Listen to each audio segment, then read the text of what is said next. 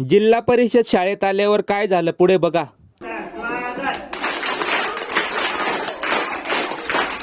नमस्कार मंडळी, आजच्या लॉगमध्ये तुमचं पुन्हा एकदा स्वागत करतो. आणि आत्ताच आमच्या गावामध्ये नवीन गाड्यांचं शोरूम सुरू झालं आहे. चला त्यांच्या किमती ऐकून घेऊ. अरे थार कितीला आहे? 50 रुपयाला. आणि ट्रॅक्टर 200 ला आहे. ट्रॅक्टर का महाग?